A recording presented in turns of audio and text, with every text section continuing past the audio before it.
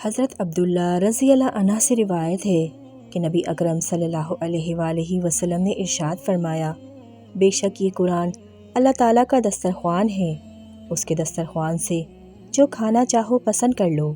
بے شک یہ قرآن اللہ کی رسی ہے اور نور مبین ہے اور نفع دینے والی شفا ہے۔ جو ان پر عمل پیرا ہو یہ ان کا محافظ ہے، اپنی اتباع کرنے والوں کے لیے نجات دہندہ ہے۔ یہ جھکے بغیر رضامند کر لیتا ہے اور ٹیڑھا ہوئے بغیر سیدھا کر دیتا ہے۔ اس کے عجائبات ختم نہیں ہوتے، یہ بہت کثرت کے ساتھ پڑھے جانے سے بوسیدہ نہیں ہوتا۔ اس کی تلاوت کیا کرو کیونکہ اللہ تعالیٰ تمہیں اس کے ہر حرف کے بدلے میں 10 نیکیاں عطا فرماتا ہے۔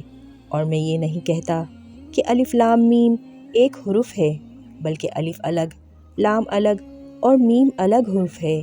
حضرت معاذ بن جبل رضی اللہ عنہ فرماتے ہیں کہ رسول اللہ صلی اللہ علیہ وآلہ وسلم نے ارشاد فرمایا، جو شخص بلند آواز سے قرآن کی تلاوت کرتا ہے وہ اس شخص کی طرح ہے جو ساحر صدقہ دیتا ہے، اور جو شخص آہستہ آواز سے تلاوت کرتا ہے وہ اس آدمی کی طرح ہے جو چھپ کر صدقہ کرتا ہے۔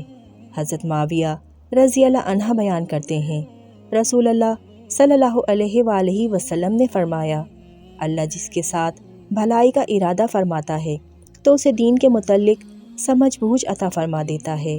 میں تو صرف علم تقسیم کرتا ہوں جبکہ فہم اللہ عطا کرتا ہے۔